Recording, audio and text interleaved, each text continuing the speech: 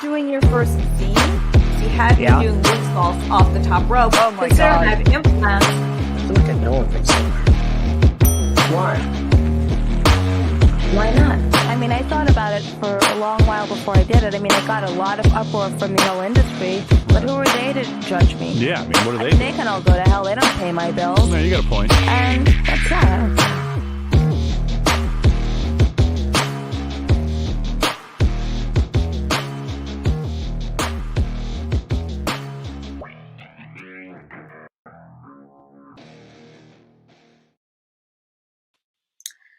Hello, happy Monday, everyone. Woo! Okay, I'm here.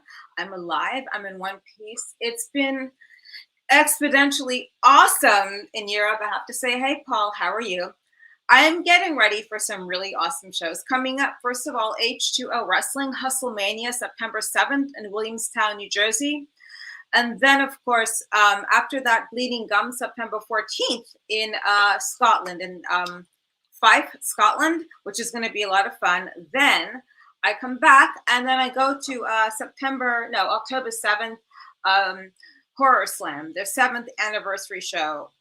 It's October 11th, which I'm really excited for. Other than that, how is everyone? It's been a very challenging week. Hey, Ben, how are you?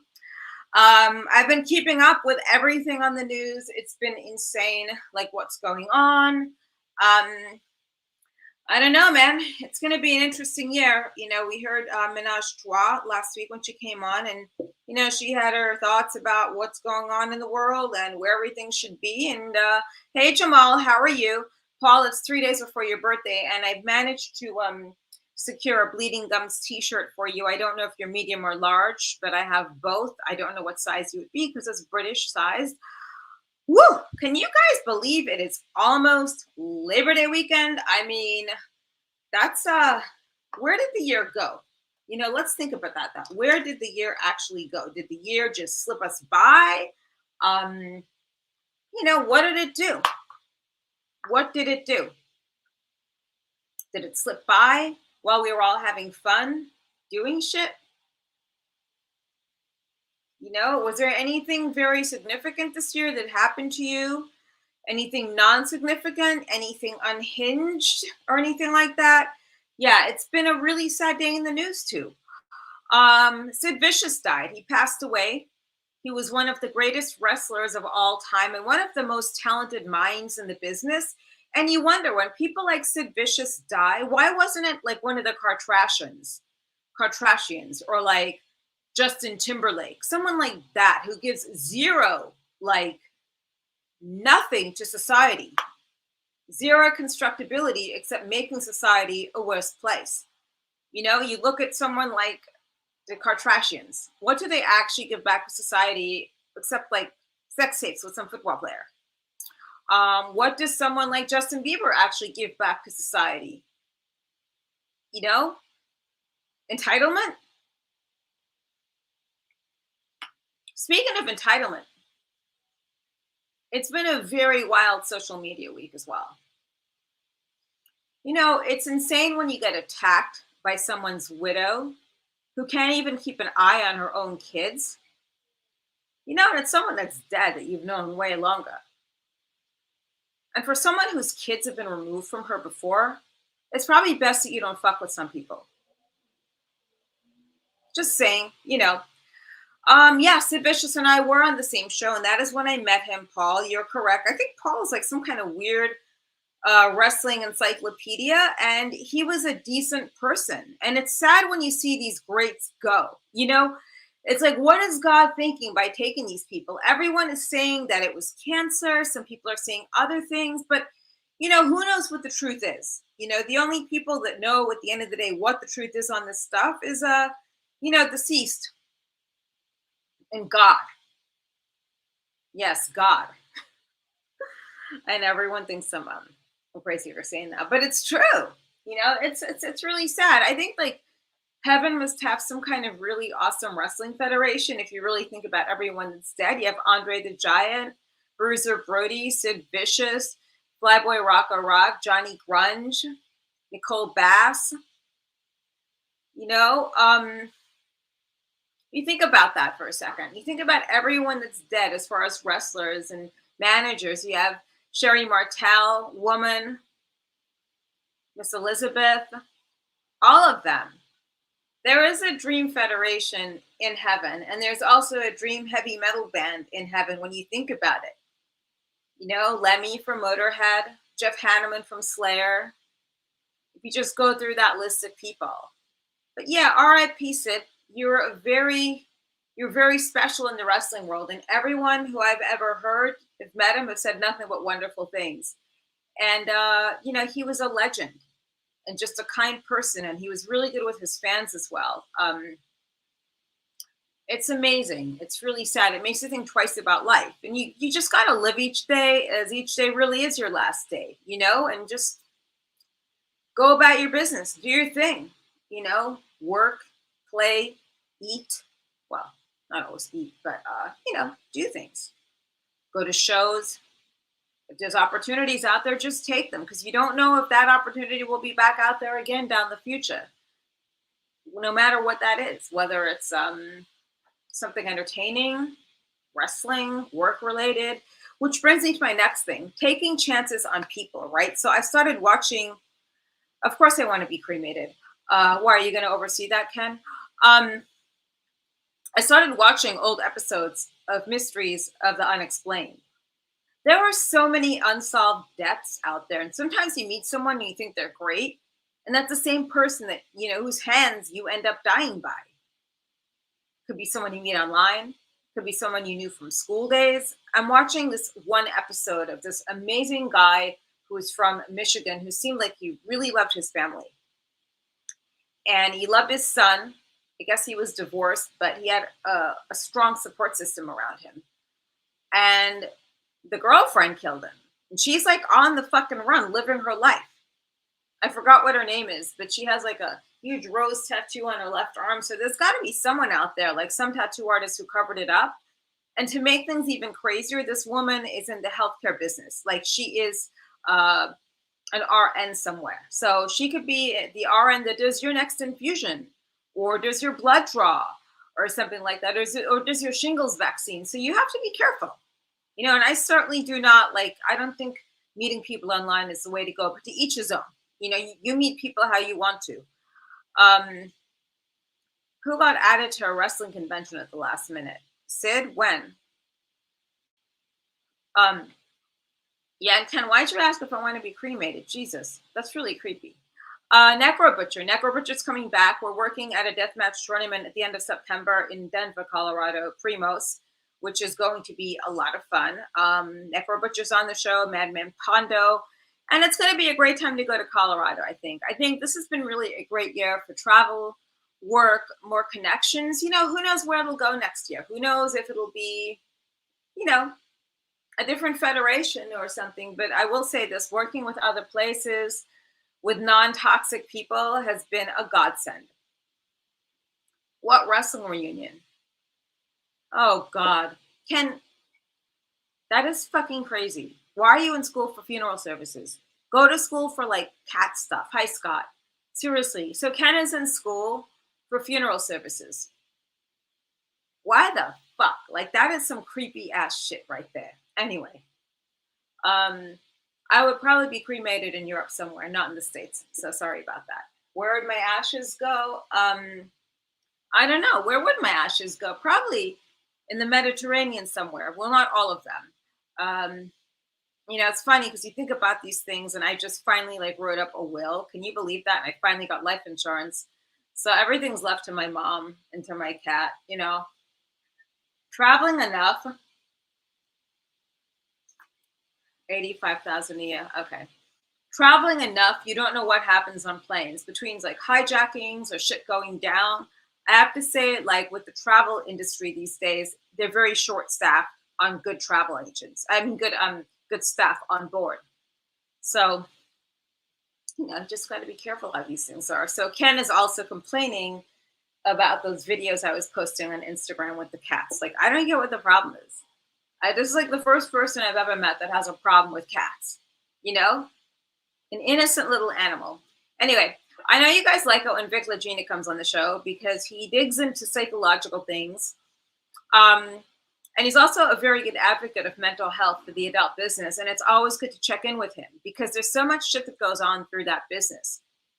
It's just a lot of shitty people that work in that business that are around these girls and guys and make things probably not safe. There are no conspiracy theories, my friends. There are a lot of coincidences, but no conspiracy theories. And that, my friends, is true. Let me just text.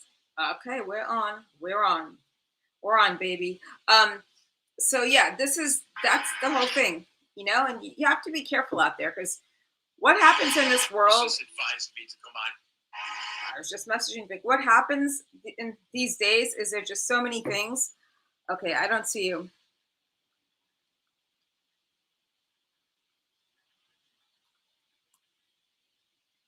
All right, so Vic, hey, Hellstrom, how are you?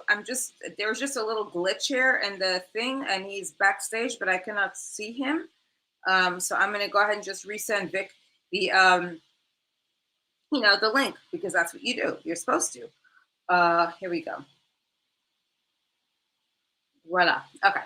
So, hey, yeah, I saw that. So Rhino just got added to the show in Michigan. I'm excited to go to Michigan because I've never had Faygo soda, and I heard that there are Faygo hot dogs there, and I'm really excited to try a Faygo dipped hot dog because that is such like mullet culture. That is such like I don't know. You want to call Michigan the Midwest or something, guys? Or that's a very middle American thing to do. I feel it's not very Jasmine. It's not very chic.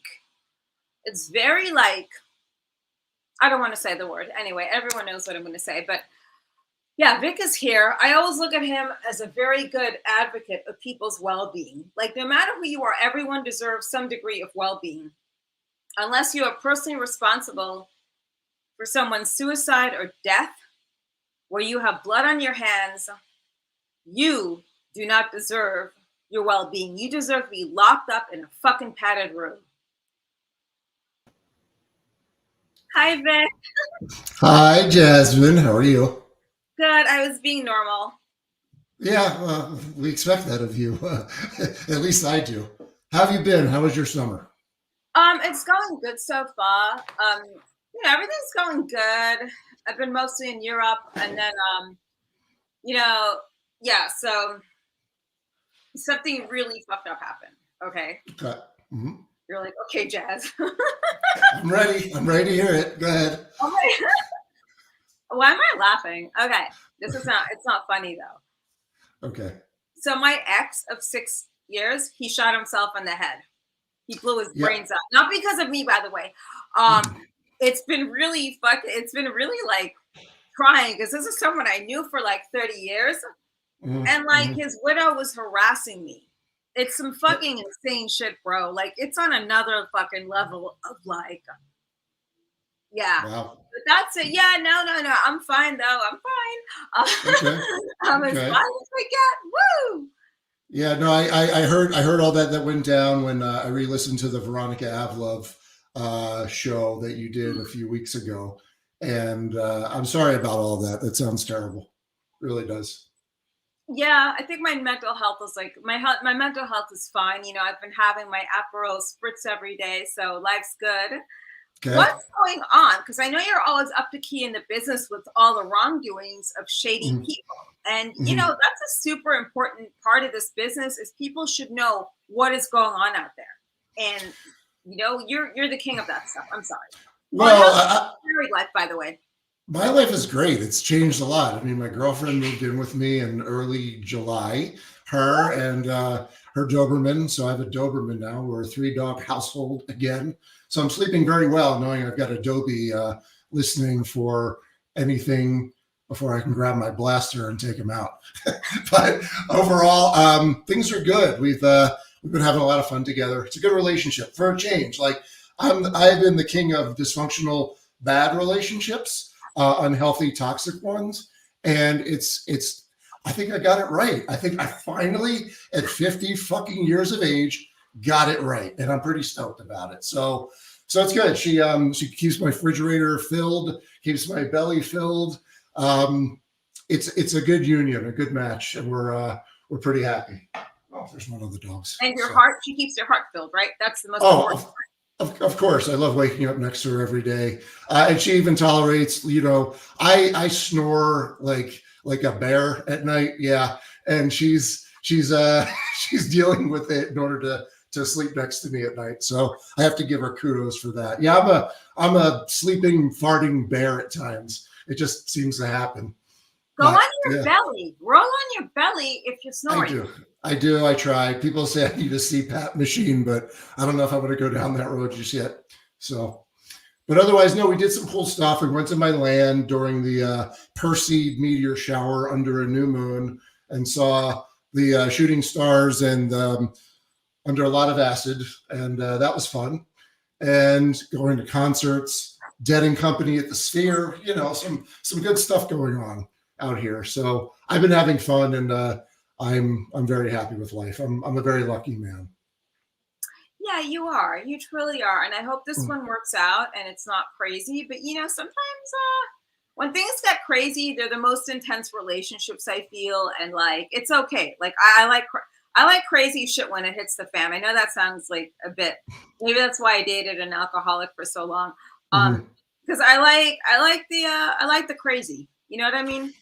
Yeah, well, I don't. I dealt with a lot of it for a while, and she's the same way. We're both very chill. We don't want to escalate things. I had been in previous relationships where I think it was equated that if you scream and yell and get emotional, that you care. And to me, that's not healthy. That's actually quite toxic. So I don't even like getting there. I don't even like getting even amped up because it doesn't do anything. I think the expression cooler heads prevail, I think is very valid. So. Maybe. Yeah, probably. Yeah, but it's a funny thing if I'm the cooler head between two people, and that's how it was for many years in this relationship. And I feel as though, had I just put up with his shit, maybe he wouldn't have shot himself in the head, or maybe he would have had one of those weird moments where he did it anyway, and I would have been caught in the midst of all that. Yeah, well, I mean, I look back. So the person that I knew that killed himself that I got close to was August Ames. And, I tried to really make sense of a lot of it and felt like after the fact, I should have done this or I should have done that. But the truth is she was dealing with some things that it didn't matter what I would have done. I mean, she kind of knew what her destiny was going to be. She just didn't know when. And when she reached her tipping point, she did it, and I had to think about that and reconcile it because not only did I get to know her, but this last shoot she did for Brazzers was a big one in question. And, I was harboring, did I not see something I should have seen? But I'm at peace with it because I did look at the footage again and I've looked at everything. And, we weren't mind readers or eye readers. We were waiting on people to give verbal cues. So that was kind of tough. But I understand what you're going through right now with that and thinking maybe you could have done more. Yeah, I don't know. Yeah, I don't know. I know it wouldn't have happened on my watch, but then again, maybe it could have, because when you deal with loose cannons, which brings me to the next point, you don't know where they are. Speaking of which, I know that we were talking about the book Takedown, Inside the Fight to Shut Down PornHub for child abuse, sex trafficking. Okay. I agree with that. But do you think that when you shut down something like PornHub, when someone is on that whole journey to shut down PornHub, do they ever consider people that actually look at that as their main source of income, that shutting it down could possibly harm them? Sure. Creators out there who put their stuff up there. So I just ordered the book today. I wasn't going to order it unless I can actually verify the person and whether or not I wanted to support whatever they were. And I talked to the author today for about an hour. And I got to say, pretty impressed by her. And she's pretty cool. See, here's the thing I have a problem with. When anyone is making these campaigns to shut down this or this, everyone assumes, or they go right away, oh, it's the religious right, or it's conservative Christians, or it's whatever. And that always seems to be the go-to in the porn industry. And in Lila's case, the author, that's not the case at all. She's She doesn't have anything against sex workers. She doesn't have anything against porn. She doesn't have anything against people making their living in this way. And the one area I did kind of disagree with is shutting down PornHub is not the answer. Okay, what I've come to terms with all of this is, and I'll give you a little backstory. I left the company. We parted in, I'd say, October of 2020 was the official parting. So, I had it in my head that, okay, so my feeling was they were just basically cutting ties with anyone who might be costly. They didn't really take, they basically viewed everyone as replaceable. And, but listen, if you're a businessman, you can run your business any way you want to. There's some owners, like the original owners, who respected their workers and took care of their workers. But third ownership was not that. Is that illegal? No. Is that their right? Sure.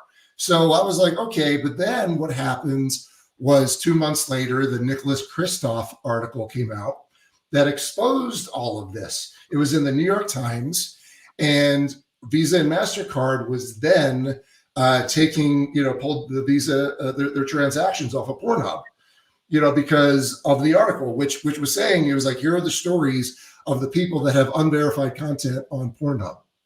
And they've been trying to get it down. I mean, we're talking underage, we're talking real nefarious shit. And MindGeek's answer at the time was, well, there's nothing we could do. There's nothing we could do. There's nothing we can do. Right. That's all they kept saying. Well, they actually had something to do, and they were able to do it because when Visa and MasterCard says no more unverified content, they made them purge all of the unverified content. So there was something that they could do. Now, you cut forward a couple of years, they go in front of the Canadian Parliament. And recently, and this is public record, they have acknowledged that they profited off of unverified porn and the gross kind of porn. They had to agree to have a monitor from the Justice Department watch over them for 3 years. I wanted that job, by the way. I really did, and I even applied for it, but I didn't get it, unfortunately. And they also had to pay, I think, the Justice Department $1.75 million. Okay. To a company like now called ALO, it's a slap on the wrist. That's not really doing anything substantial. So, that whole story with PornHub and all this unverified porn, there is actual victims here who literally have been affected by it. And this is one of the things I was talking with Layla about for a good hour. It's, the reality of this is, okay, that's like acknowledging wrongdoing is one thing, but and as she said, from the victim's perspective, you really don't get any kind of restitution unless someone goes to jail or there's criminal charges against them. It's the same thing with the Harvey Weinsteins of the business. The victims and everyone on that were like, well, we want justice, and they were able to get it. At least they were until the verdict was overturned and more things are going on. But from our perspective, I mean, suicide rates amongst these victims pretty high, and I'm just saying, their whole thing of we couldn't do anything was complete bullshit, and they were making a fuck ton of money based on searches for that kind of content. I mean, that's a fact, and it's public record. So with her, I really wanted to know, who is this person? Are they of the right-wing anti-porn category? And she's not. She's not. So I think at the end of the day, she doesn't want to squeeze out creators. I don't think she does. I think she's fine with creators and people making a living that way. It's just she's just anti-trafficking and anti-victim when it comes to the tube sites. Yeah, I don't blame her on that respect. And I'm sure that a lot of these things are unmonitored. I would like to speak to her regarding this, and also speak to one of my creator friends, because, I did mention this book to a few girls, and these are girls that I know that are more recent, that I've met through Slava Siderman. Mm-hmm. Yeah. And some of them felt like she was just trying to, to shut them down. And I'm like, no, I don't think so. Like, you should read the book. And I started reading a little bit of it. Then I got distracted with Jonathan Livingston Seagull. It's one of my favorite books. And it is. And, I'm one of those far right like as far right to the right as you'll ever meet. Like I've been a Yeah. far right conservative since I was 10, but I've never been against porn. I've never been against sex workers. I think prostitution should be legalized as long as these girls are tested. They need to legalize prostitution because that, my friends, is where it's at. Would you rather your husband or significant other girls like have an affair, you know, and get involved, or just go jack off, go get a hand job, get a fucking blow job from someone that's clean? I think that's totally fine. Nothing is wrong with prostitution. Nothing is wrong with sex work, but I think you need to start something here where we go through like a vetting process emotionally for these girls. Oh, of course. Well, that's always been saying. I mean, just because someone's 18 years old and can shoot porn, they don't really necessarily should be shooting porn. And that's what I was coming towards at the end of my career, where I was having a big disconnect between the 20 or 22-year-old performers that were coming through that couldn't articulate what was going on in their brain. So, yeah, but as far as legalizing sex work, look, I am pro-sex worker, pro-creator. My whole thing is don't shut down PornHub. Just boycott it. Like I have a campaign. It's called Beat Off Better. Okay. And basically it says just support your favorite creator. You know, don't go to the tube sites. I'd rather have people spend $10 just tipping their favorite performer or creator or whatever. But shutting down PornHub isn't the answer. But the big question that I had, and I left this at the end of my book because it was at the time of when fourth ownership came to be, was who are these people? Is their heart in the right place? Are they good? Are they ethical capital partners as they claim to be? But really, at the end of it all, I didn't have any answers to that because they basically shut me out. So I talked with her today about it, and it doesn't seem like things have gotten better at all. It seems like same boat. She has been, and I follow her Twitter now, the author, Lila McElwaite, I think is her name. And she puts up everything like this. This was just up there for the last 5 years. So the whole purge, it wasn't absolute. It wasn't everything that should have been done. So there's still problems with it. Her biggest objective here is to get age verification on all videos that are on all tube sites. And I don't see a problem with that. So like age verification for the talent that's on there, to make sure it's a consensual project, to make sure everyone was over 18 years old. That's what she needs to do. And if OnlyFans can figure it out, the tube site should be able to do it as well. So that's her position. But there's been an aggressive campaign against her by the company and others within the industry, which I feel is, you know, if they want to label her as, you know, anti-porn, they're completely off base. And I have a question for you. Did you have Cherie DeVille on your podcast a while back? Yes, I did, and she was also on the live stream. She has some very interesting things to say. Very smart girl. Yeah, very smart. And I have no beef with Cherie. I have had nothing but great experience with her. I think she's very intelligent. I think she was a hell of a performer. Always professional, always responsible, always vocalized everything. And I mean, like from where I sat, ideal person to shoot. But here's the problem I have, and I have it with anyone who is a shill for the company and for PornHub.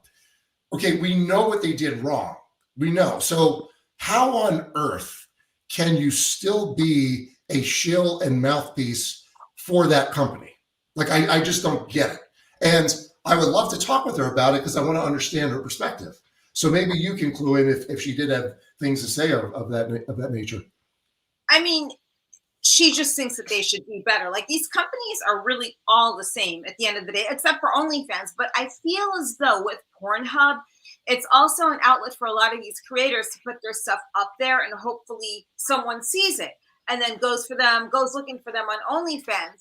Now, I knew a girl from Canada. She's actually dating a wrestler that I know, and I knew something was a little bit crazy with this girl, and in a good way.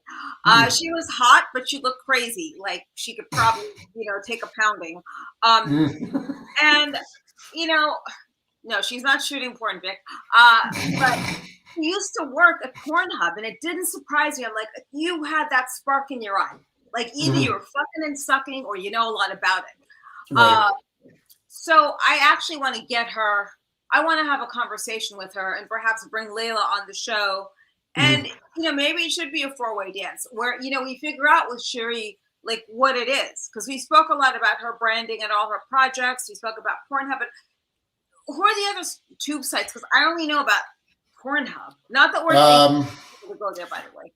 I've heard YouPorn. I've heard was it RedTube? I've heard of, like, I don't go on them. I don't trust them, to be honest with you. I don't. And then there's the YouPorn, things like that I know are out there, and I don't know how many are owned by the company. Probably most of them are. So yeah, I just really want to know. There are things that can be done and should be done. X videos. Calvin says X videos. Yeah. There they go. They're all finishing. Here they all go. They need to do this, but here's the problem I had with OnlyFans. Like, everyone knows on my OnlyFans, and X Hamster is the other one. I don't post new content. I will post recycle photos. I own the content too, but I have a lot of scenes with Earl Slate, who is my ex-boyfriend, another alcoholic. But I see a pattern here. I mean, I'm an MS. What are they? How many steps are there? I'm a 13th step where I date people in the program, but I'm not in it. Okay. I'm wondering now if, like, I wanted to post some content. They're like, well, you need to have a model release. I'm like, he's freaking dead. Like, am I supposed to like lift up his arm and like sign it? Oh, well, we're really sorry. I'm like, it's from the fucking 90s. No one knew that we would have this source out there. What are your suggestions for getting around that anyway? Well, I think people, like, I know Lisa Ann had this problem too, because she's doing the same thing with a performer named Chris Johnson, who he was kind of like an extreme sports dude, and he died while I guess it was skydiving, but like the one with the wings on it, crashed into a bunch of rocks, died, and she had to deal with the same issue of, he's dead. What am I supposed to do? So I think she might have found a workaround for it. But yeah, it's a problem there. But look, if that's really the issue, you kind of have to say, all right, well, maybe you got to kiss that one goodbye if you can't get further with OnlyFans. Yeah, I'm gonna figure out a way around this. I'm always very crafty with things. I'm sure that I could find the model release if I really need to, because I still speak to his mother all the time. So she'll visit at her house. Hi, Calvin. Yeah, it's interesting. So what else do you have to say about this book? Do you think it really uncovers the irresponsibility of these tube sites? And what do you think you could actually do to make this a happy medium? Because you can't, actually stop for a second. PornHub is in Canada, right? Yes.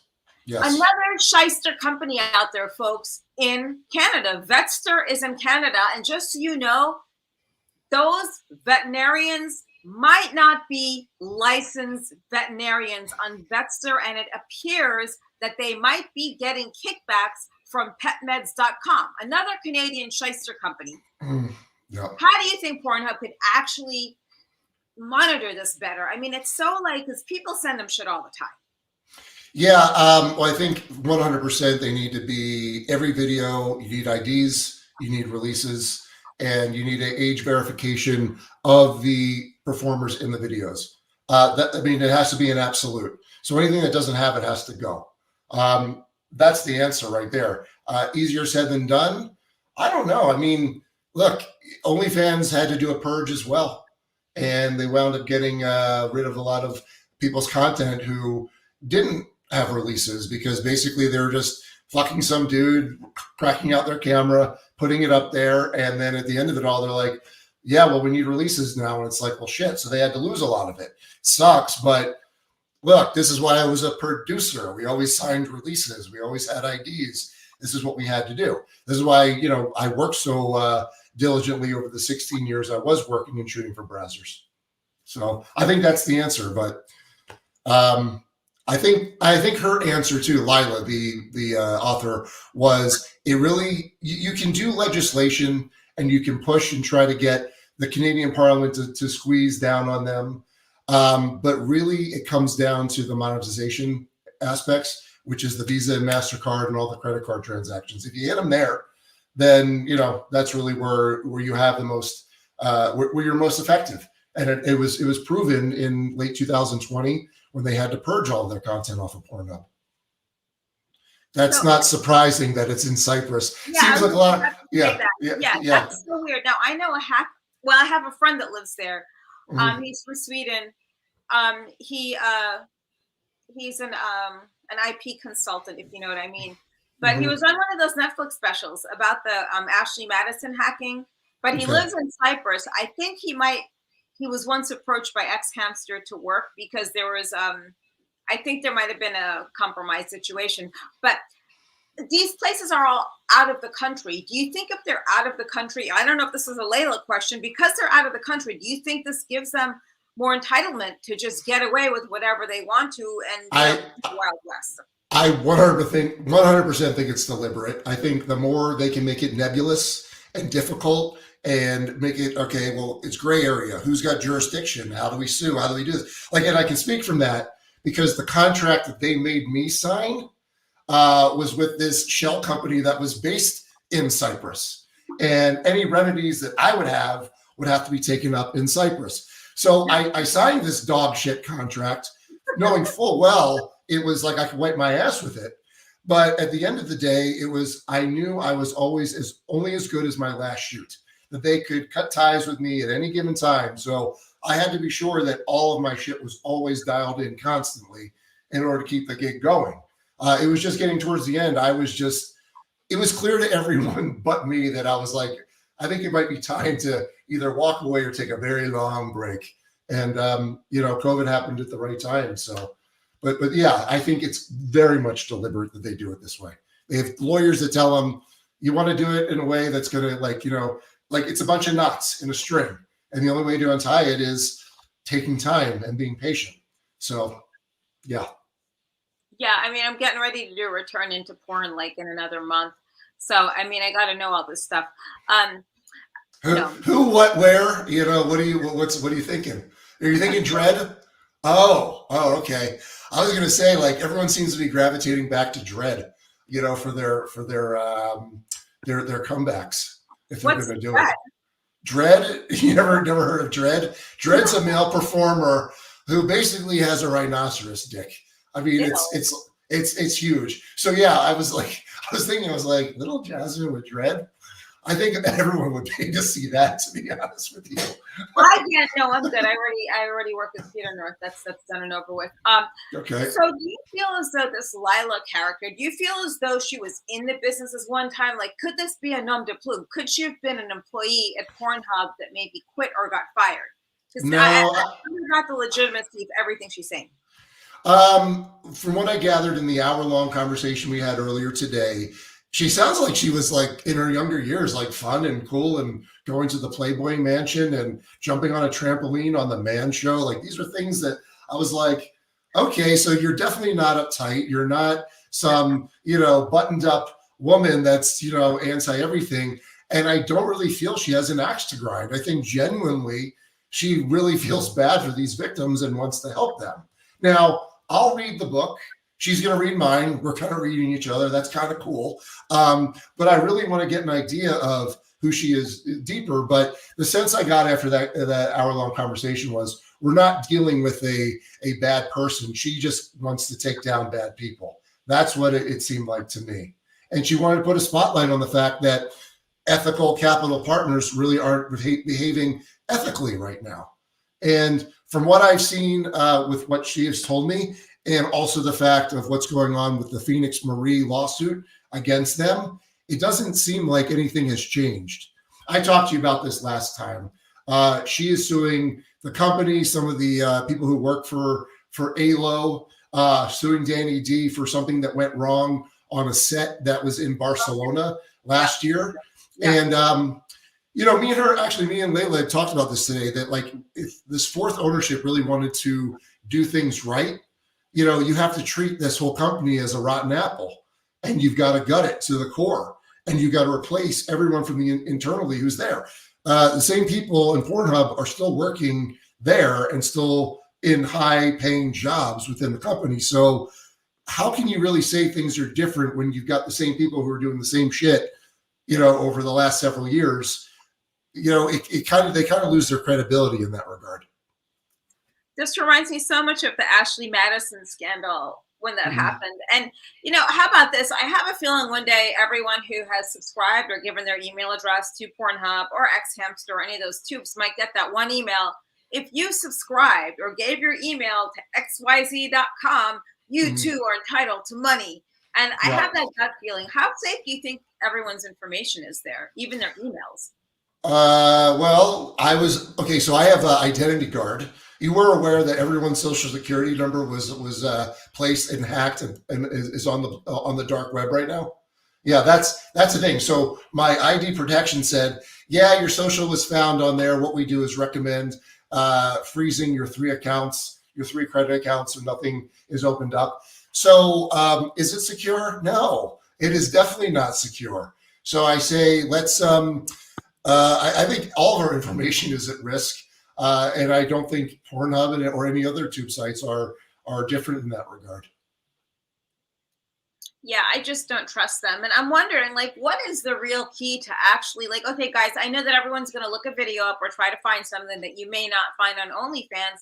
What's the other way to get some of these old videos if someone wants to jack off to like an old Savannah video or something like that? Well, I think if the company that produced them wants to set up a verified account on PornHub to monetize their content from several decades ago or a few decades ago, that's the way to do it.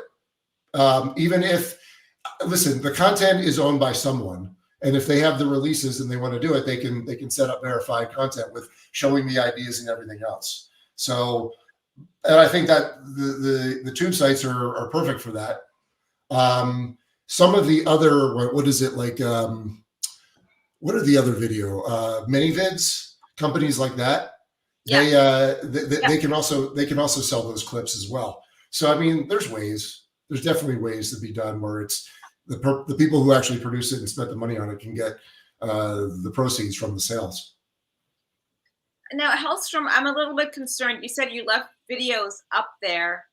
You left your 2 videos up there. So this guy here, okay, so Hellstrom said, Xhamster removed his profile photo. I wonder what your profile photo was. I'm kind of scared to ask, but you could tell us.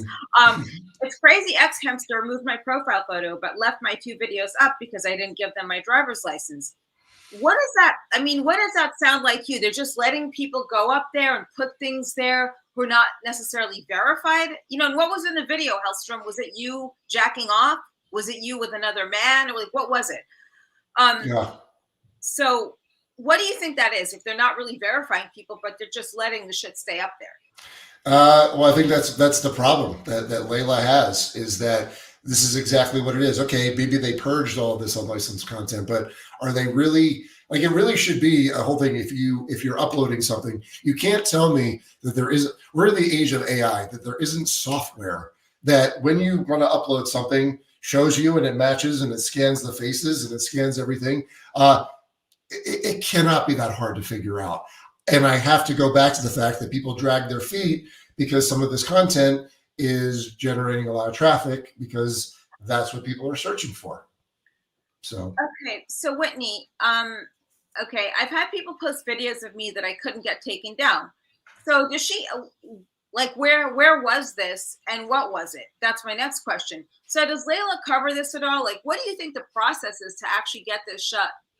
Like, well, from what I gather, she puts up like requests to get things taken down. I think that's why her book is called Takedown. I don't really think it's Takedown PornHub. It's just take down these unverified videos. So, but I think that's really it. You have to keep submitting and submitting and submitting. But here's the problem: you have the people who were actually victims, where it was revenge porn, and not only did it fuck with their psyche, but I mean there's definitely damages there for having content that was up for so long and monetized so much that there definitely needs to be restitution for people along those lines. And yeah, if what Whitney is saying is true, then the system is still broken and it still needs to be fixed. Yeah, I mean, here's the other thing. I mean, let's go over to the TikTok, the TikTok culture, a lack of culture, I should say. I cannot fucking stand TikTok, everyone. You get every little tidbit gymfluencer, completely overweight, that should be not wearing those outfits at the gym. You're gonna, I mean, they're more concerned about how they look like they might be exercising. I've seen you 2 months ago and you're still the same weight, girl. Like, you have not changed. So what the fuck are you doing? I feel as though there's this thing where people need to start being held accountable, where you are not, there should be stronger sanctions on people who just post shit. Okay, where I'm going with this is then someone saw this girl on the TikTok from my gym and then saw me in the background. I walked up to her at the gym. I said, in the future, if you're going to videotape yourself, make sure you ask people around you if they want to be in your video. I don't want to be in your fucking video, so I'm going to ask you to take it down. So I shouldn't use that language, but it's Jasmine on C4 pre-workout, and it's HGH and shit like that. But she took it down. Okay. Yeah, I said I was going to smash her fingers. But so, I mean, how do you ever think that there could be some type of do you ever think there could be any kind of way to patrol these sorts of things? Because maybe that's where we're having a hard time, guys, is nobody is doing anything about it on PornHub, Hamster, or even on TikTok or anywhere else. Well, this is what Layla was asking me. She's like, why do you think that they acted the way they were acting when it came to the tube sites? Because when it came to pay sites, we were very well versed in compliance and making sure releases and making sure current IDs. I mean, we were schooled in that by the head office. Now, she asked, well, why wouldn't they have applied that to the tube sites? And I said, look, there wasn't really any laws. There wasn't any regulations. It was the Wild West when it came to it. So if they can get away with murder, they were getting away with murder. And that's really what had happened. So she was trying to figure out, what could be the next move. And I think the technology is there. And I think really at the end of the day, it would be up to however they are monetizing and getting transactions and money into that. You hit that, and then everything else will fall into place, and they'll have to get their shit together. Yeah, I mean, years ago I had an incident like that, and I had to call network domains or domains net, whatever it was, to get someone to take a site down. I went after the PayPal, everything. So Whitney Danger says, I'm pretty sure I know who did it, and the guy looks a little bit like me, so I don't know if he just showed his own ID and got away with it. That could very well be. Yeah. I think the other thing they could probably do too is they don't really staff the consumer complaints department very well. Maybe that's the answer too. Maybe fund a call center of complaints, and that could be the way it's done. Because from what I gather, the people who were screening pre-purge, it was like 10 people in Cyprus who were looking at all these videos and trying to figure out and trying to go through literally millions of videos. So of course a lot went through. So they didn't staff it or man it properly. And I think that was part of the design, to say we have people, but it wasn't realistic to be able to process that much content and verify that much content. Yeah, but I feel as though there are enough out of work Americans right now that speak great English that would like a call center job, even if it's $12 an hour, that you could actually understand and who could actually understand you too in these things. That's just me, but what do I know? I mean, I think it would be a great job. And these guys are making so much money. Like, you're making this type of money, guys. Why don't we finance, why don't we do better with this? Why don't we have a call center? Why don't we have a specific complaint line and people actually getting off their fucking asses and doing something? So Paul wants to know what the biggest prank is you pulled in the industry. You don't look like a prankster. No, okay. So when it was work, no funny stuff. We were all business. We were getting the job done. Listen, it wasn't like, all very serious. It was very lighthearted atmosphere, but I didn't really pull pranks. The only one that I ever considered pulling. So whenever we did, when I was shooting for Brazzers and we were doing those Brazzers live shows and all that stuff, I always seemed to feel that the members of Brazzers were demanding little shits. They always had complaints about everything, about, oh, I didn't like this. Oh, I didn't like that. And I wanted to be like, motherfucker, do you have any idea how hard it was to produce that scene? Do you have any idea what I was going through to get that scene to you? And you still want to complain? So I was pissed off about that. So one idea that I had considered was, and this is This is actually the prologue of my book when I talk about the live show, the live orgy I shot right about 30 yards that way, where we were shooting a live orgy in my backyard. And it was the only one we had done that was off premises. And what I wanted to do was I wanted to fuck with the members. Like, I wanted to do something where right before the feed gets, like when we're done the show, the cops raid and they come in and they start slapping cuffs on people and, putting their hands in front of the microphone. Like, I wanted to fuck with the members so much and then cut the feed and let everyone be like, oh my God, what the hell happened? What the hell happened? And we never did it because the show was complicated as it was already with an underwater camera capturing underwater cream pies and underwater DPs. I was like, okay, let's not pull this prank because we're already biting off a lot more than we can chew. And ironically, the cops actually did raid me 15 minutes after I cut the feed because of excessive profanity in my backyard. That was why. So I had cops come, but it wasn't the first time I dealt with the cops, and it wasn't the last time I dealt with the cops. But I always felt that if you're respectful, and you answer the questions honestly. I wasn't completely honest. I told them I was having a party in my backyard that got carried away, but the party's broken up and everyone's going home, and them, the 5 cops and their 4 cruisers, took my words for face value. They ran my ID and saw that I was a upstanding member of society with no criminal charges or anything on my record. So they're like, all right, he's a good guy. Might be a little shady, might be a little perverted, but we're going to let him go. And the 5 cops, there was always 5 cops when they came to bust the porn shoot, they went on their way, and I lived to shoot another day. So.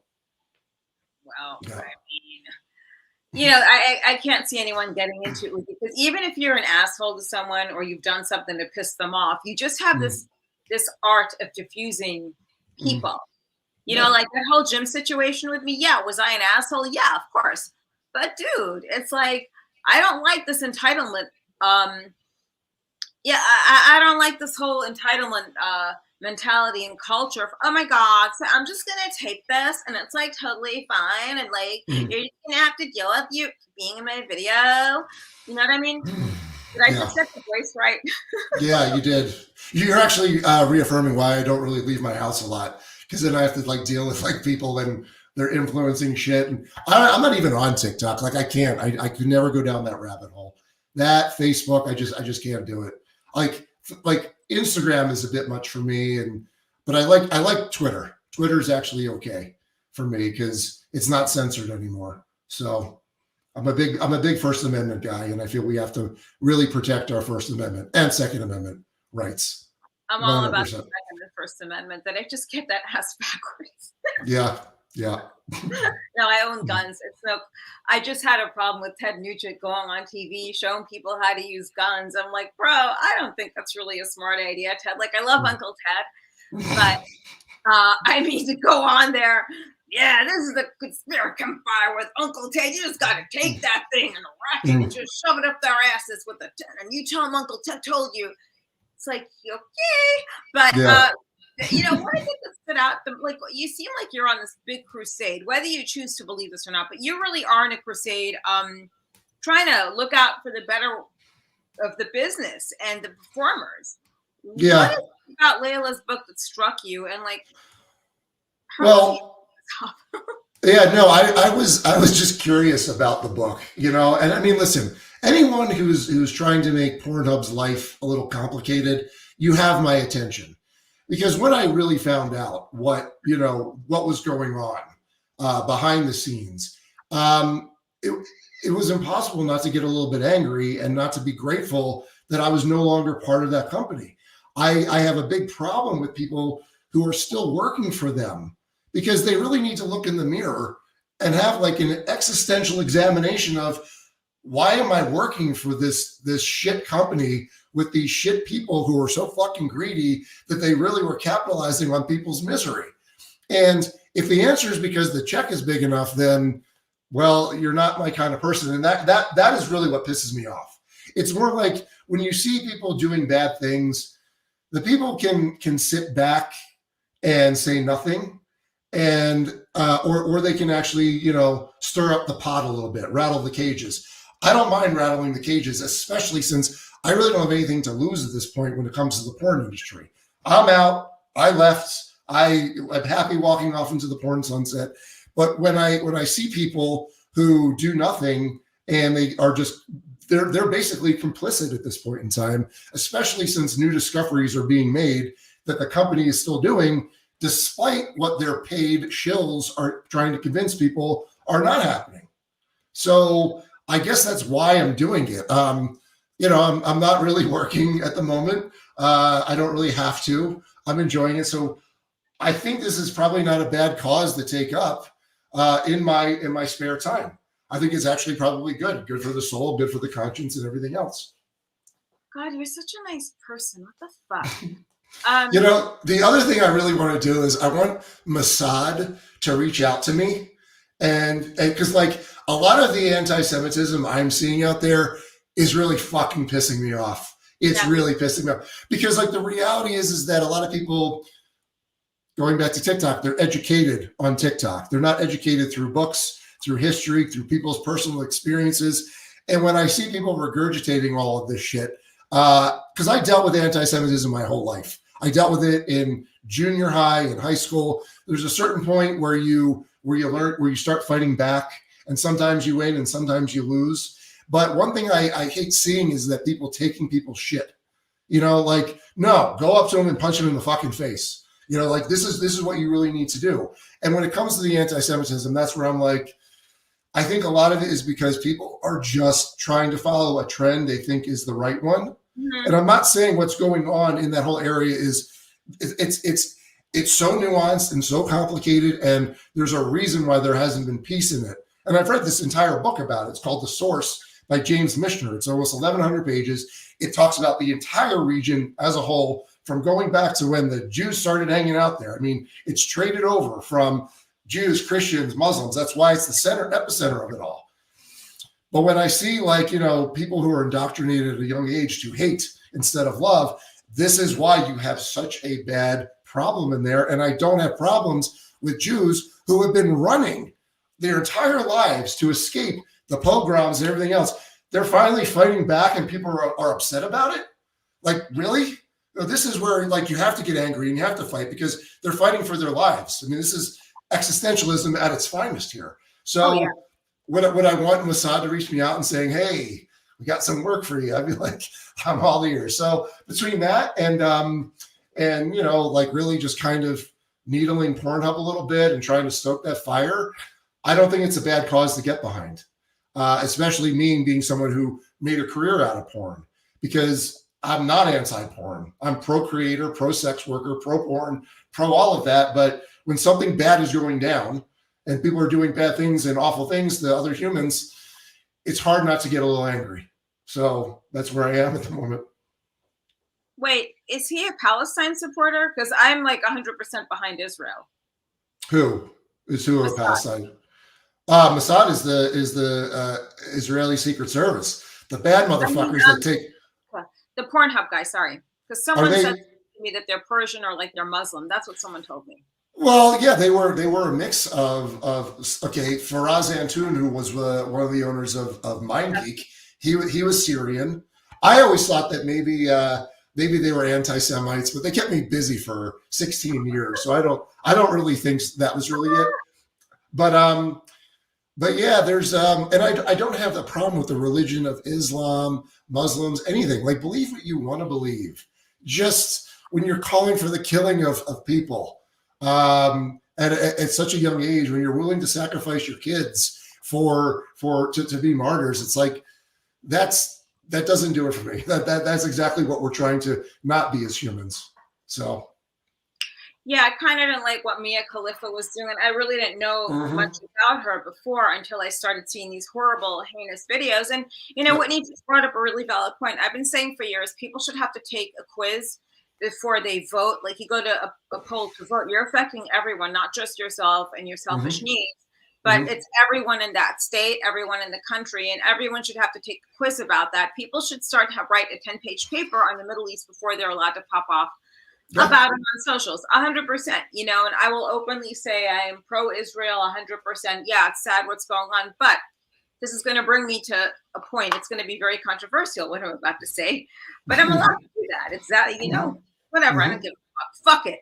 You're like, yeah, Jasmine, I'm waiting. Now let's see. Go ahead. Let's hear it. So last week I was at the shops and there was this woman, she's a Caucasian woman with a hijabi on. Okay. She looked Caucasian. She probably thought I was Israeli. And, you know, I was there with a guy who was tall, just a gentleman friend, but he's tall and dark and anyway. So, you know, he is Israeli, actually. He's Israeli and French. But the thing is, you know, we're at the store buying stuff and she like gives us these dirty looks and like pushes past us. So I said something to her in French. I was in France. She didn't understand me. I said, you know, I get you have your entitlement wearing that thing on your head, but it doesn't mean you go pushing people. You don't have to be a nasty bitch. So she got all upset. You know, that's racist, blah, blah, blah. But people at the store were on our side because it's this whole culture of this move out of the way. I'm Muslim, move out of the way. I'm a Muslim. You have to, you know, cower down to me. You have to respect me. No, you don't push people. And if you can't fucking acclimate, and I'm sorry, now I'm going off. Now I'm on the fucking ride. If you can't fucking acclimate wherever you are, get the fuck out. Or learn the language at least. Like learn 5 words. Even if you said je comprends pas, that's fine. I get it. But don't fucking come here pushing people, pushing old people, and then coming brushing by me with your fucking smelly hijabi. Yeah.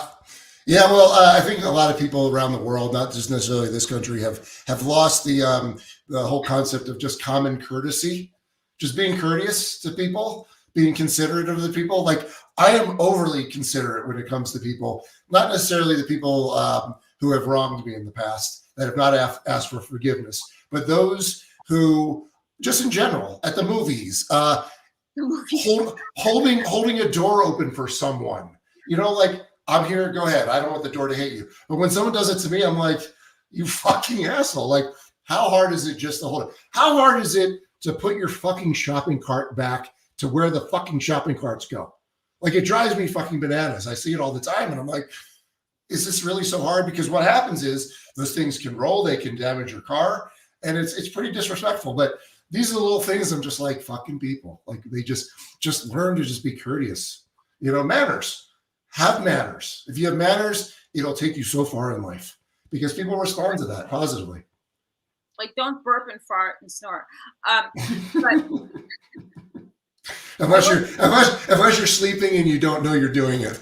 Well, then you get suffocated or something. I once suffocated a guy for snoring. He didn't want to turn on his belly. He was thin too. It was very surprising. Maybe it was a story to the coke. So, my friend once said about my tall, dark Israeli friend. It's just whatever. It's a guy from France. That's all you need to know. And he's a European arms dealer. That's all we need to know about him. But anyway, moving right along. So yes, I don't post photos of my gentleman friends. People, you have to understand that because if I'm not posting photos with a guy, it's either someone really super shady. Or I just don't want everyone to know my goddamn business. And people are underinformed. Like Hellstrom's saying, you have young kids holding up signs, gays for Palestine. Do they know what they do to them in Palestine? These leather people have no clue. Like I want to actually like gift like first class tickets to people to go over there. Like here in this country, this is not where you fight the battle. Go over to Gaza Strip, hold up your sign, and then see what happens. But I'm totally willing to do that. Like I see it on Twitter all the time, and I'm like, wow. And it just goes to the people just they're not educated, they're not informed, and they're following trends that they think is the right one. And that just goes to show you, like everything is social media, outside influencers, everything else. They are basically programming and indoctrinating and shaping the younger generation that aren't wise to the fact that they're being manipulated. Yeah, like mutilating their genitals, which brings me to the next point. I feel as though a lot of creators need to get informed about what they're getting behind when they put content up because they are underinformed now. They're putting their stuff on PornHub. They're putting it. Is there a ghost in here or something? Spirit be gone. You don't belong here anymore. It's really creepy, but it's probably just a short. What? Okay. No, your overreaction is killing me right now. Oh God, you're killing me. Well, hi, Emma. But I feel as though a lot of creators need to get informed. And I know that you have Alana Evans has some kind of adult film, whatever she had for performers, some kind of guild. The I don't union. know. Yeah, APAG. Part of this, do they ever help the performers with this? I thought she did more performance, but I know she's going through some stuff right now too. Oh yeah, I don't know what she's going through right now, but I do know, like, I've seen things in the past where they do like post performers' rights, and I think those are very good. But it all goes back to the fact that in order for the union to have any teeth, performers need to be employees, and they're not. They're independent contractors. So I don't know what really the answer is, other than, you know, if they really wanted to have teeth, they would have to be employees of these companies. But it goes back to my theory, like being organized in porn, it seems is a very difficult task, because getting everyone to band together like a union, I haven't seen it. I haven't seen it in all the years I was in it. People are just too, I guess they have their own agendas and their own perspective on things to actually find common ground. So, but I don't know. Again, it's not my chair, not my problem anymore. I wish they could be more organized. I wish there were ways that people could get the help they need if they're, you know, feeling suicidal or they have a bad experience on set.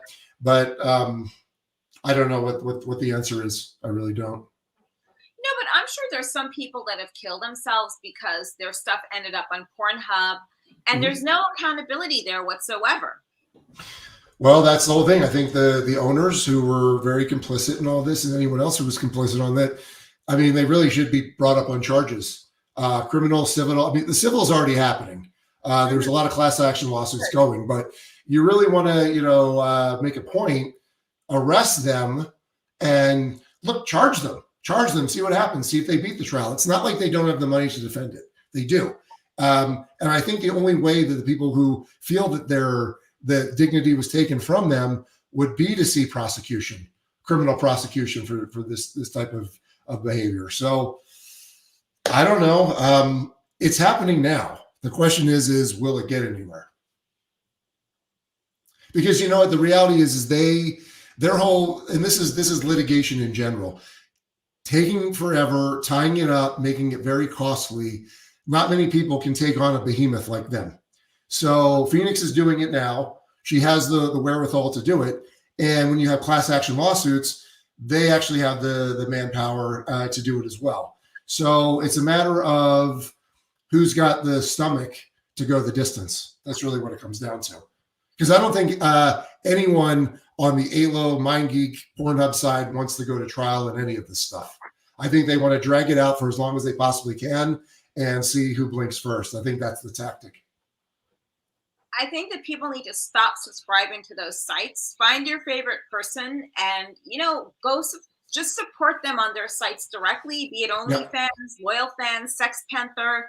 You know, I know that all these sites have like old scenes of these girls. Go out there and look for the DVD or the VHS and just buy that instead. It may not go to us directly, but at least you're getting the, you know, the vintage experience. What it feels like to own a large VHS fuck tape or fuck DVD. I feel like a lot of creators have to read this book. So, and a lot of fans should probably start, you know, reading this because it's important. And, you know, read Layla's book. And what's the name of the book again? Takedown. Yeah. So I'm going to get my copy in a couple of days, and I'm going to get through it. I'm going to just to get informed about who she is. Now that I know that she's not has any kind of agenda here, and she actually seems to be coming from a good place, I'll support it. So I did. So we'll see what I'll report back. But I have her number. I could text her and say, hey, do you want to go on your podcast and really address these? And honestly, I would like to see her and Cherie have a little. I'll sit back with my popcorn and be like, yeah, that would be good. Because listen, they both seem to be intelligent people, and why they shouldn't be able to have a conversation with one another to try to find common ground. I mean, I think that's what we all should be trying to do: find like a middle ground and try to bridge the divide that's there. Yeah, but I'm against all of this, especially if there have been deaths. And you do have to go for the pocketbook. Maybe just take, and unfortunately, I hate to say this, it takes the blood of someone else, going through this. And, maybe it happens, maybe it doesn't, but maybe it'll be someone's daughter that ends up on there and some really angry dad like gets their revenge. Like, you have to be careful when you fuck with people, seriously. Yeah. Really do. And what messages do you have for everyone today about just the industry in general and, about your book? Because we all know about your book. So you got to plug that thing because your stories are amazing. I hope you're not reliving any crazy story for a book. No. I'm good. I got my shit together on the relationship side.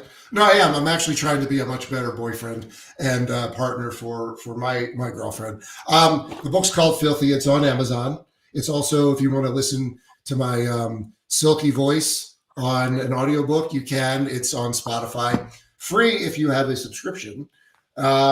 But no, I mean, it's kind of doing its own thing now. People are enjoying it. I did call in to Stern before he went on break, and I saw a nice uptick from the conversation. I was on for about 20 minutes. He was like, Howard has been going on about age verification in porn. And, he seems to be screaming like, this is where I have a problem with people making things black or white. Things are not black and white, but they seem to be positioned that way to make it simple for a lot of people to like, oh, if you're not this, you must be that. And we all know that life is very gray and it's very nuanced. So when he was talking about that people want to outlaw porn, especially the people on the Trump side, they want to outlaw porn. And I was like, I wanted to talk with him about all that stuff. And he also had this guy on, Baby Alien. Have you ever heard of this person? No, what the fuck is a baby alien? Baby Alien, apparently, I haven't watched the videos because I really don't want to, but he's like a 4'10" little person. That's the proper nomenclature. And he's like this internet phenom that Howard had on his show. And so I was like, okay, I need to call in and just address everything when it comes to, the war on porn, because my feeling is porn has been around since the 70s and it's been always attacked and it's still going and people will always have their porn. So I wanted to say, don't worry about it being gone, Howard. But we were talking about Baby Alien. He was trying to figure out exactly like what my thoughts were on all of it, because apparently this dude was getting paid like $5,000 a scene and his dick looked like a string bean.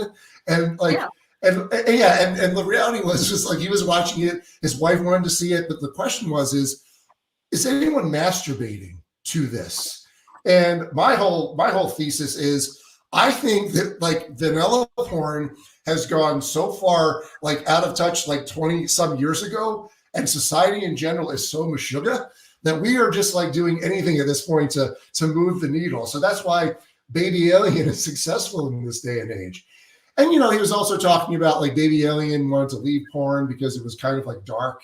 And I had some thoughts about that because I too felt that there was a good possibility that I wouldn't be here because I was doing so many drugs to kind of numb me from a lot of the negative energy, which was within the porn industry, that if I had gotten a bad batch of Coke, with fentanyl in it, I shouldn't be here. Sometimes I even question, did I die and am I living in heaven? Because my life is so fucking good right now and it's all clicking. So, I would say like I have all these stories and all these thoughts regarding my time in the business, but I just hope everyone out there who's still in it is doing okay mentally. I really do, because like it's a lot. And it was very apparent to me, everyone who was in pain that wound up dying that I didn't really know until I started writing about it and reading their obituaries. That's where I was like, wow, she was in so much pain and I was kind of oblivious to it. Like, obviously I was affected by everyone's energy because that's why I was medicating, but I didn't really know. So my feeling is, I hope everyone is okay. And that they, if they need support, get support, because, you know, it seems like the body count has slowed a little bit this year. It got off to a really bad start with Jessie Jane, and then Cagney Lynn Carter. And then there was another one. I don't remember her name, but she was in a coma from overdosing, and she's probably not going to have a full recovery. I forget her name though, but that's where it was. But it seems like things have tapered off a little bit, which I don't know if these just things happen in waves or really there's something going on, you know, like if people are actually getting the support they need. So social media as well that contributes to that. A lot of it Sure. should be because everyone's going to bash you on social media. I mean, people are bashing you to your face back then, but who gives a fuck, really? Like, who cares? Yeah. It's sad. But I like your book, Filthy. It's filthy. The rise and pending fall of Vic Lagina. But you're not falling. You're No, trying it's pending death. Pending death of Vic Lagina. Okay? Say it with me. Lagina. Lagina. There you go. You got it. Vic Lagina. Vic Lagina. I swear to God, this thing better be a short because I've been writing. This is like scaring me now. Yeah. No, I really enjoyed the interview you had with Veronica AV. She's great. Yeah. Yeah, she brought up my name a few times in a couple funny ways. Like, I've got good memories of her, but I remember she was talking about the Ghostbusters parody when she like had her meltdown about the guys with the flaccid dicks. And I had totally forgotten about that until she said something. But this was when she was kind of like at the end of her run as a performer. And I mean, you know, look, she was very honest and candid about her problems and the things that she had to do. And I applaud her sobriety. I was really talking to her a lot when she was leaving Miami, because I was like, if you don't leave Miami and get away from your toxic situation, I don't think you're going to survive it. And I think that kind of got her to be like, okay, I need to make a change. And it seems like she's doing better. But I do remember, like, when her husband died. Now her husband, his stage name, I have to give him kudos for it. Like, it was Chuck Roast. Oh God. Come on, that's fucking hilarious. Like, Chuck Roast. It's funny, right? It's like rump roast. Okay. Yeah, Right. but she's like, so her husband died, had a heart attack, and she was geared up to have this like very big shoot that was to be broadcasted live. And naturally, I was like, I wasn't expecting her to make that shoot at all. I was ready to be like, hey, we're going to have to replace Veronica. But she came to me. She's like, I need this, and I need you to shoot me, and don't worry about me.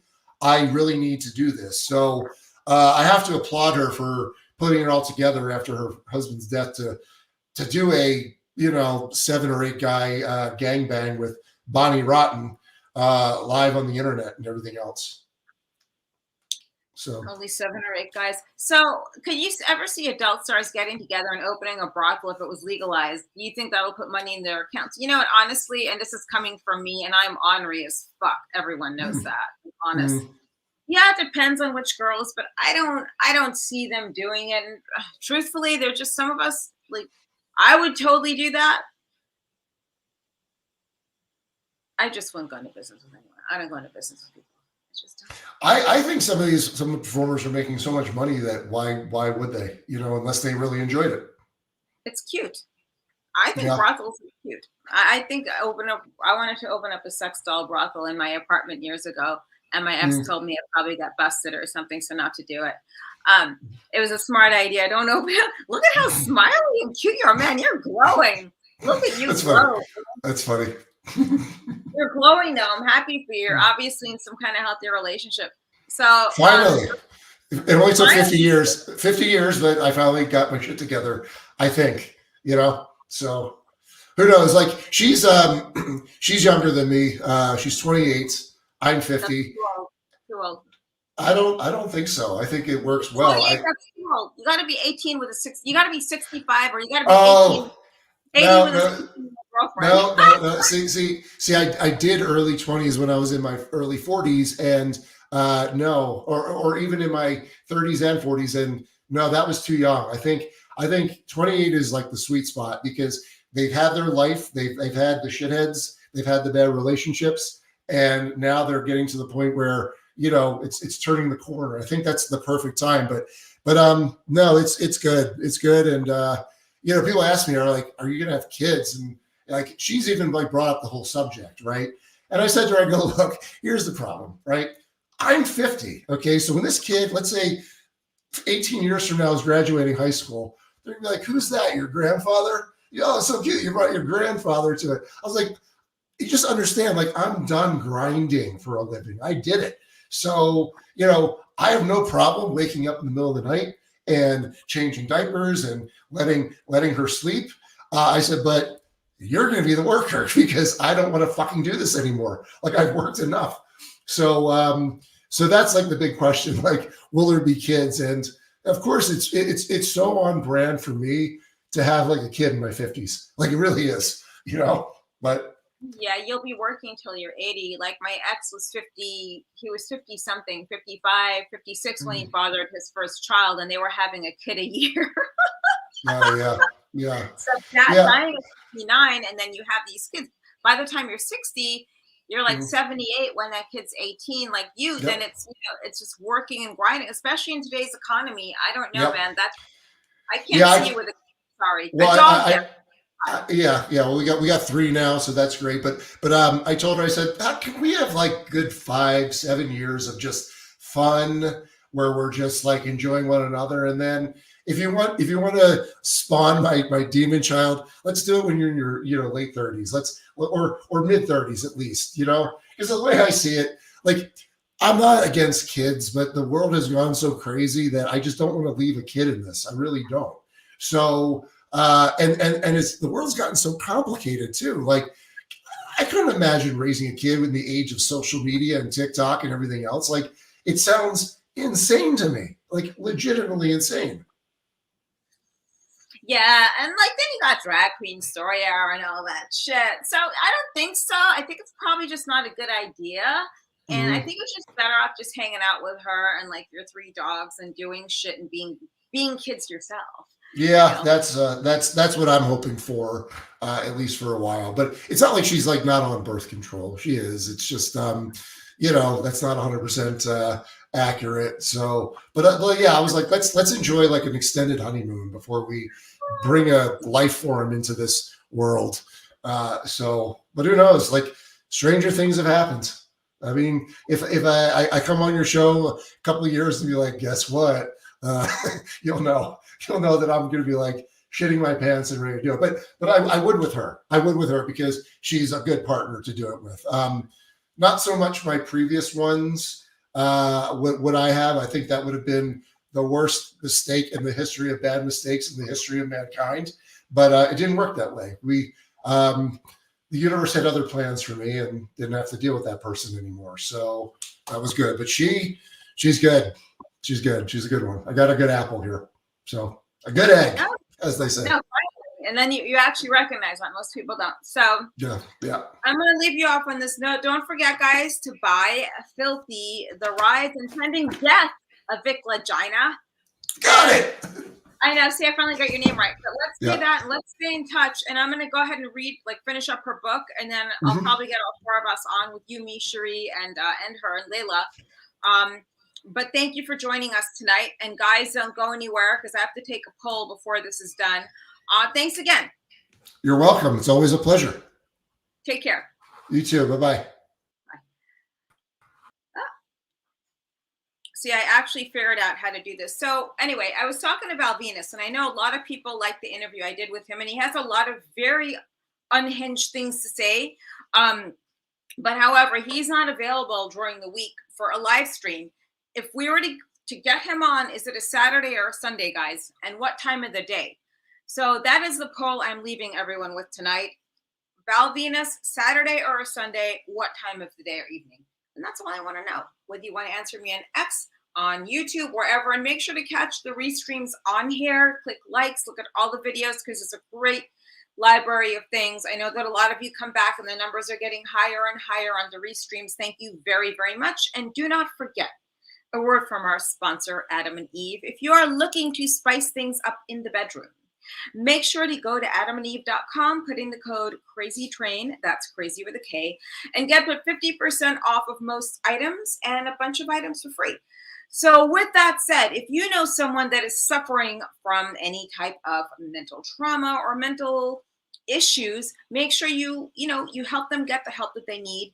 And of course, quit supporting these tube sites like PornHub and everything, because they're being irresponsible in the way they're handling people and handling people's IDs. So with that said, I hope everyone has a stellar Monday, and do not forget to stay posted on the, make sure you subscribe to my channel to stay posted for the Val Venus live stream. Other than that, stay frosty.